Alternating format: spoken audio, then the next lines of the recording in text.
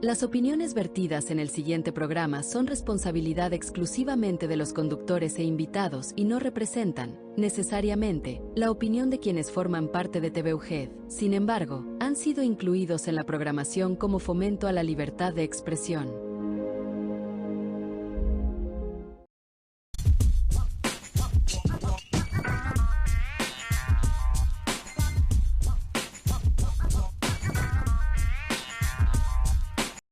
¿Qué tal, amigas y amigos? Bienvenidos a su programa Entretiempo. El día de hoy hablaremos de un tema jurídico muy importante y muy común realmente, ya que hablaremos del tema del divorcio. Y qué mejor que con el invitado del día de hoy, nuestro amigo, el licenciado Josué Montaño. Lic, ¿Qué tal? ¿Cómo estás? Muy bien, ¿y tú qué tal? Gustoso de estar aquí en tu programa, más que nada, ¿no? Es un tema muy común el que vamos a tratar el día de hoy, ¿no? Lic, primeramente, ¿podría platicarnos de usted, por favor? Sí, no, claro, mira, nosotros somos abogados postulantes en el ramo general, tratamos desde un divorcio, que es cuestión familiar, civil y penal, ¿no? Laboral, de igual forma, que son los temas más amplios, ¿no? En esta cuestión. Nosotros nos ubicamos en calle Zaragoza, 219, Interior 4, zona centro, entre Negrete y 20 de noviembre, ¿no? Perfecto, Lic. ¿Podría primeramente comentarnos qué es un divorcio? Sí, mira, el divorcio prácticamente es la disolución del vínculo matrimonial entre dos personas, ¿no? Que estos mismos, por razones justificadas o injustificadas, se puede realizar este procedimiento. Este mismo, pues, también causa, pues, varios tipos, ¿no? En los cuales, pues, hay desde un divorcio necesario, que hay causalidades en el Código Civil vigente en el Estado. Este mismo te rige las causalidades del divorcio para que sea necesario. Pero también hay uno muy importante que es el incausado, ¿no? Que es el más común al día de hoy. Que es ¿podría aclararnos un tema de que es reciente el incausado? O sea, no lleva tantos años como se puede pensar. No, relativamente lleva poco porque anteriormente se trataban más los necesarios, porque había muchas causalidades, ya llámese violencia psicológica, familiar, económica, entre otras causalidades que te marca el Código Civil vigente. Ahorita hay varias jurisprudencias que te rigen el de expresión, sin expresión alguna, que es mismo, el incausado, ¿no? Una de ellas es la 295-91 del jurisprudencia, el registro, el mismo que te rige esa parte. En ese sentido, para la gente que no comprende el léxico jurídico, es simplemente ya no quiero estar con la persona, pido el divorcio en cuestión. Prácticamente es sin causa alguna, ¿no? Es sin justificación, es por mutuo acuerdo, por mutua voluntad. Como tú bien lo dices, pues ya no quiero estar con esa persona, me siento inconforme, me siento pues que ya no le funcionan las cosas, y sin tema alguno pues podemos tramitar este divorcio. Hay otro que es el administrativo. Este mismo se rige por voluntad de igual forma de las dos partes, tanto de la persona, de cualquiera de las dos personas, ¿no? Es ante el registro civil y se pueden llevar ahí este mismo procedimiento. Es, vaya, el común express, ¿no? El divorcio express, un administrativo. En ese tema, una pregunta muy figurativamente. Si la otra persona en cuestión simplemente no quiere firmar el divorcio, de todos modos se pueden divorciar por el encausado. Así es. O sea, ya no es necesario que la otra persona quiera o no. Simplemente la persona en cuestión decide ya no continuar y pide el divorcio. Sí, por el hecho de la libre personalidad, es el libre derecho de personalidad, te lo señala. Por eso mismo hago el énfasis que pues si ya no tú crees conveniente o ya no ves conveniente la relación que prospere, y antes de que, en caso de que no haya hijos, ¿no? Porque también es otro tema. Si no hay hijos, te puedes divorciar sin tema alguno, ¿sí? Cuando ya hay hijos, hay que verificar también la cuestión de la guardia y custodia, una pensión alimenticia, ¿sí? Y la cual esta misma, pues, puede marcarte otros rumbos del mismo procedimiento. El administrativo, como te lo decía ahorita, este es cuando ya hay un convenio de la liquidación de la sociedad conyugal o los bienes mancomunados, como comúnmente se conoce. Que ese es un tema muy importante y que incluso al día de hoy mucha gente lo tiene muy confundido ese término. ¿Podría explicárnoslo, Lick, por favor? Sí, los bienes mancomunados más que nada, o la sociedad conyugal, pues son los bienes que se adquieren dentro del matrimonio, ¿sí? Que los dos forman, llámese un bien inmueble, un bien mueble, los dos forman durante el matrimonio y este mismo se puede llegar a una liquidación que les corresponde pues prácticamente el 50% y el 50% a cada una de las partes. En ese sentido, Lick, una pregunta, porque incluso por televisión, por películas, etcétera, se comenta o se tiene el pensamiento de que en el divorcio prácticamente se quedan sin nada las personas en cuestión. ¿Es cierto esa parte? No, da la casualidad que cuando ya hay una sociedad conyugal o unos bienes mancomunados, en este mismo régimen, después de tramitar el divorcio, se entra en una parte incidental. La parte incidental, más que nada, pues es el incidente de la liquidación de la sociedad conyugal, de los bienes adquiridos durante el matrimonio. ¿Y cómo se define esa parte? O sea, el juez en cuestión, o sea, ¿cómo lo puede asociar o...? En la acta de matrimonio viene el régimen en el que tú te casas, ya sean bienes separados o bienes en régimen sociedad conyugal, mancomunados como comúnmente se conoce. Y por ejemplo, cuando se casan, eligen el mancomunado 50-50, como lo comentas. ¿Por qué crees que se tiene la idea de que le van a quitar todo a una persona? Porque eso es algo que de años siempre se ha, que no es cierto, pero que se ha escuchado, se ha crecido con esa idea. Pues creo yo por el temor de, pues ya está a nombre de tal persona, pues ya no puedo yo pelear. Y también de igual forma es por la desinformación, es de la desinformación que muchas veces entre personas se comenta eso.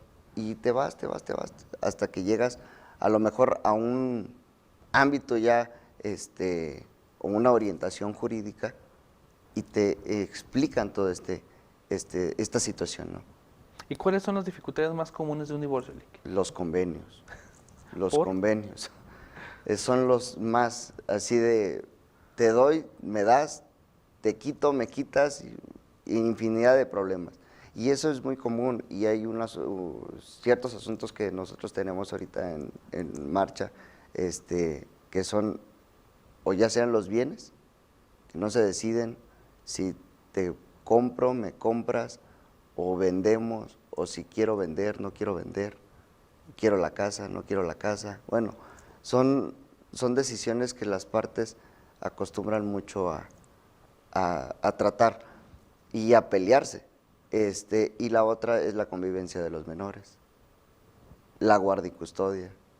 Cuando el juzgador te define la guardia y custodia, que es por el interés superior del menor, principalmente, ese es el que tienes que salvaguardar, ¿sí? Y en segunda es con quién están los menores, en este caso, y quién va a ser el obligado alimentario, el que va a tener la pensión alimenticia para el mantenimiento de los menores, alimentos. Ese es un tema muy importante, Lick. ¿Es cierto que siempre el hombre es el que da la pensión alimenticia? No, hay casos en el que es al revés. La mujer da pensión alimenticia, a lo mejor no en la misma calidad que el hombre, pero sí da pensión alimenticia. Inclusive traemos un asunto en esa situación que la mujer está dando pensión alimenticia. Ok, ¿y esa parte cómo se puede definir? O sea, ¿cómo es una...? Es que es como te lo comento, el juzgador siempre ve y siempre se define con quién está el menor. Si está con el papá o está con la mamá, que comúnmente están con la madre. Comúnmente siempre están con la madre los menores, y de ahí es cuando se define que el progenitor de alimentos. Pero cuando están al revés, que están los menores con el padre, la progenitora da alimentos. Ok, o sea, en ese sentido sí es viable. Sí, sí hay manera de que tanto una como la otra parte den alimentos. Y por ejemplo, Lick, algo muy burdo realmente en ese sentido, con todo respeto. Cuando tocan en temas de menores, o sea, de guardia y custodia, el juzgador en cuestión, o sea, a raíz de una investigación previamente, realmente. Pero ¿cómo es el que elige? O sea, ¿checan qué persona es la que gana más, cuál es la más viable? Se ven estudios socioeconómicos, de igual forma psicológicos.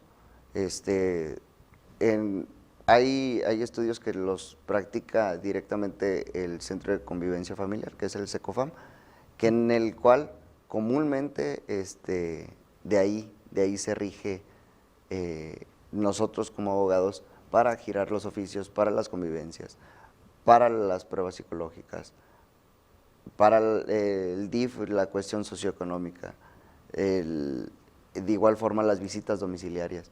Todo ese es el proceso para que tú lleves la guardia y custodia o se pueda llegar a una omisión de cuidados en caso de cualquiera de las dos partes tenga los menores. ¿Y qué implica un convenio regulador? Es como ahorita yo te lo comentaba, antes de llegar a una audiencia, las dos partes son las que se encaran primero en todo procedimiento.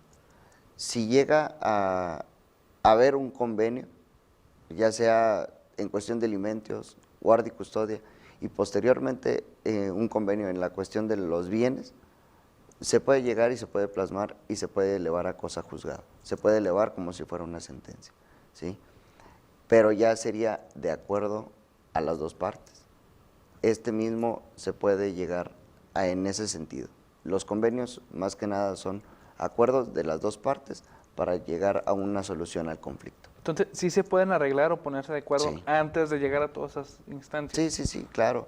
Es un medio alterno que inclusive aquí en la ciudad se ha implementado mucho, las soluciones alternas, tanto en la justicia penal como en la justicia civil o familiar. Muy bien, Lick. ¿Qué le parece si continuamos hablando de este tema después del corte cultural? Sí, claro que sí.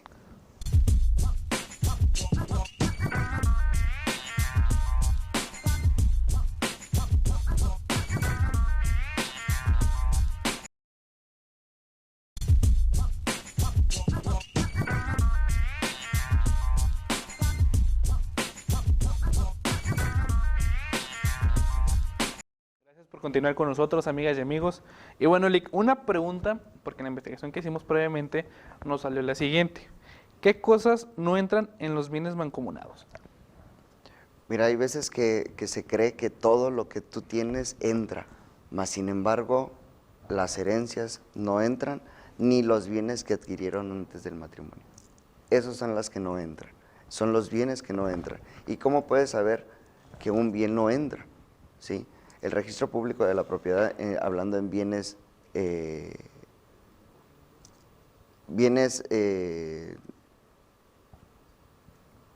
¿Conyugales? no, ¿Mancomunados?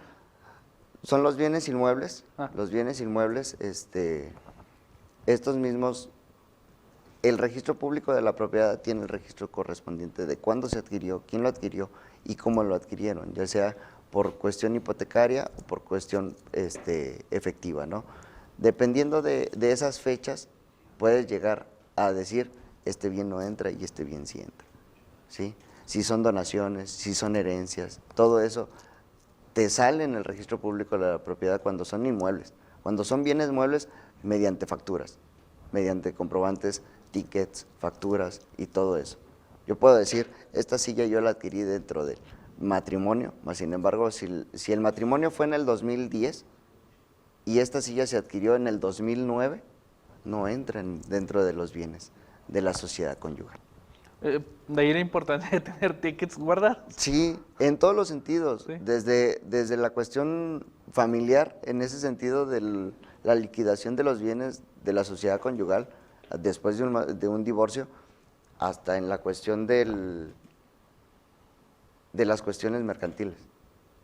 Ok. Lick, Es muy importante tener comprobantes de los bienes que adquieres. por ejemplo, en ese sentido, si me caso el día de mañana y hoy compré, por ejemplo, la otra silla, no entra. No entra. Y hay otro tema en cuestión. Si me dan la casa en herencia, o sea, si es herencia mía, aunque ya me haya casado y tenga 20 años, simplemente no va a entrar. No, las herencias no ¿Por entran. qué? Las herencias no entran por el hecho que es legado, es algo que te están heredando, que prácticamente, si bien es cierto, la fecha de adquisición de ese bien inmueble y la persona que te lo deja es ajeno al contrato de matrimonio que tú estás haciendo posteriormente. Ok, muy bien. Entonces, por ejemplo, volvemos a lo mismo, o sea, las herencias, porque es importante que se destaque, es un papel importante para la persona porque simplemente es suyo, pase lo que pase. Sí, O sea, sí, no hay ningún temor en ese las sentido. herencias no entran. Ok. Esas, aunque cualquiera de las personas digan, es que aunque tu casa ya te la dejaron, no entra por los tiempos y los procedimientos.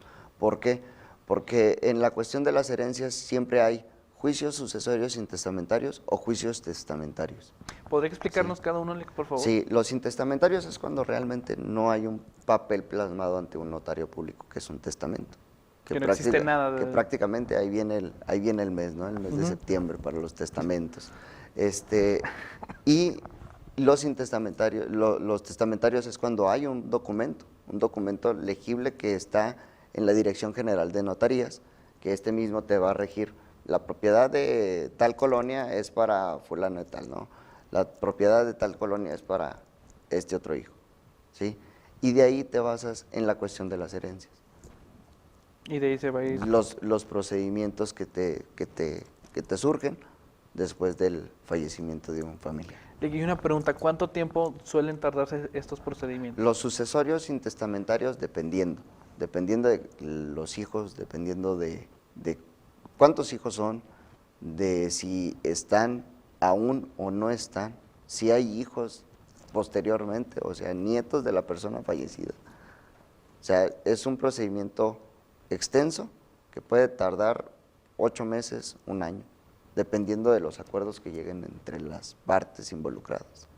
Cuando son los testamentarios es un poquito más rápido porque lo puedes hacer hasta delante de un notario público donde se escribió el testamento o mediante un juicio, ¿sí? Pero ya mismo pues es la repartición de los bienes que vienen en el testamento. Hay veces mucha gente que piensa que, pues, ejemplo, ¿no? Mi papá no dejó testamento, pero sale un testamento del 2008. Y ahí es donde entran también problemas. ¿Por qué? Porque la Dirección General de Notarías te remite ese testamento. Siempre el último testamento es el que te va a tener validez. Ese es un tema muy importante. El año que sea. Incluso si el último en cuestión que yo supiera es 2024, pero existe uno 2025, o sea, el más reciente es el que siempre va a tener poder. Sí, es el último que siempre va a tener poder. Ahí inscríbase en donde se haya inscrito. Okay. Y una pregunta, ¿qué es? Bueno, los mancomunados ya lo explicó, pero los bienes separados, ¿qué son? ¿Qué implica esta figura? Pues prácticamente como su nombre lo dice, ¿no? Separados. Tú adquieres un bien inmueble, está tu nombre, yo adquiero otro durante el matrimonio, al momento de la liquidación. Como son bienes separados en el régimen que te lo marca el acta de matrimonio, prácticamente no hay incidente de liquidación. Tú te quedas con lo tuyo, yo me quedo con lo mío. Y en ese sentido también es muy importante destacarlo, que es válido en ese sentido, jurídicamente hablando. O sea, de que no debe haber ningún problema en ese sentido. Y es más como la pareja en cuestión se ponen de acuerdo. Claro, te digo, en esa cuestión, antes de un matrimonio, o antes de contraer un matrimonio, tienes que tener en claro los alcances tanto de un régimen como del otro, ¿sí? ¿Por qué? Porque los problemas vienen después, cuando ya no te encajas con esta persona, que siempre, una de las dos personas siempre se va a quedar inconformes durante los procedimientos, siempre.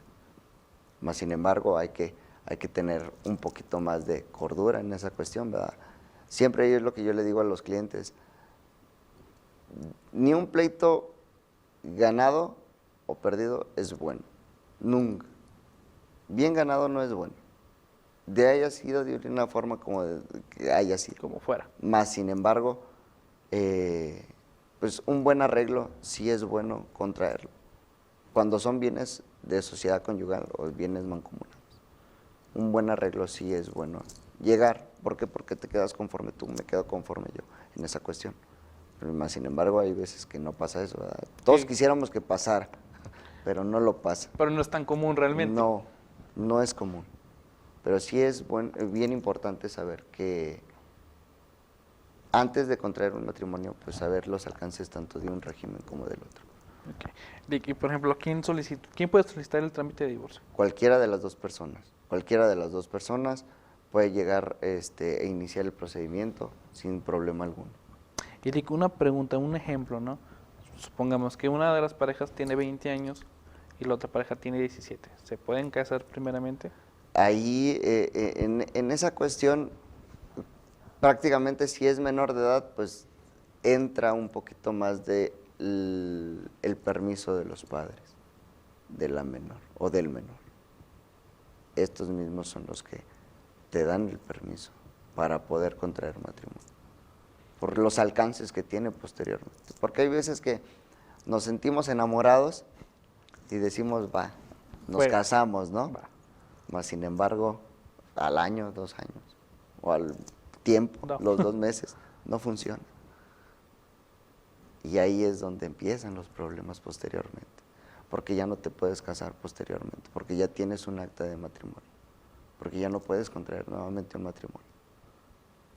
Y si la otra persona no está, tienes que hacer búsqueda. ¿Por qué? Porque te puedes divorciar, aunque la otra persona no sepas dónde vive. Sí lo puedes hacer. Pero, ¿Por qué? Tienes que hacer búsqueda, diferentes dependencias. Una de ellas es el Instituto Nacional Electoral, para que te saquen un domicilio, la Comisión Federal, Aguas del municipio, hablando de aquí del estado de Durango, Telmex, que es comúnmente también como te lo mandan, Fiscalía del Estado, a ver si te arroja algún domicilio. Si te llegara a arrojar un domicilio, tienes que emplazar a esta persona. Si contesta o no contesta, pues como ahorita se manejan mucho los incausados, como al principio decíamos, si contesta, pues son las defensas que él tiene. Si no contesta, pues al final del día pues se va a hacer el divorcio. sí, nada más para notificarle. Esa expresión sin causa, ¿no? Y por ejemplo, si la persona en cuestión está en Estados Unidos o vive en otro país, o sea, simplemente por distancia. Si no hay un domicilio, se va por un lapso que es edictos. Son publicaciones periódicas en el periódico de mayor circulación del Estado. Son 3 publicaciones cada tercer día para notificar. Posteriormente, precisamente, en estos días se me vence el término para poder causar rebeldía a ese juicio que está por edictos. Se te cita para sentencia, publicas la sentencia de igual forma y te tardas como aproximadamente 90 días después de la sentencia, 3 meses, para poder solicitar las copias y poder asentar el acta de divorcio. En esa situación sí se puede. Pero ya es un caso muy, muy, muy Sí, ya cuando especial. no encuentres domicilio alguno, no sepas dónde está. ¿Por qué? Porque comúnmente para saber si está en Estados Unidos hay que girar un exhorto hacia allá, hasta el consulado más cercano, para que te realicen una investigación, si está legal o ilegal. Entonces es un procedimiento tardado. Pero cuando no, en las instancias gubernamentales locales, nacionales, no hay algún domicilio, se presume que no tienen conocimiento de dónde viva. ¿Por qué? Porque si nos vamos en la cuestión extranjera, pues hay que girar oficio a la Secretaría de Relaciones Exteriores para que el consulado cercano pudiera brindarnos esa información que requerimos. Lick, un tema muy importante, muy extenso realmente, pero lamentablemente hemos llegado al final del programa. ¿Algún mensaje que quiera brindarle a nuestra audiencia? No, de igual forma, pues hay que llegar siempre a un muy buen acuerdo en todos los sentidos, y evitar causar un poquito más de problemas más grandes, ¿no? Y asimismo, pues estamos a sus órdenes en calle Zaragoza 219, Interior 4, su servidor y otros compañeros podemos apoyarles en el tema jurídico que se les y les dé de interés, o sea, de su interés. Que requieran. Sí. Bueno, Lick, muchísimas gracias por haber aceptado la invitación. De igual forma, Aquí es su gracias casa. por invitarnos. Entretiempo, TVUGET, su casa, Lick. A nombre de Entretiempo y TVUGET, su amigo y servidor, Marco Carrillo. Muchas gracias.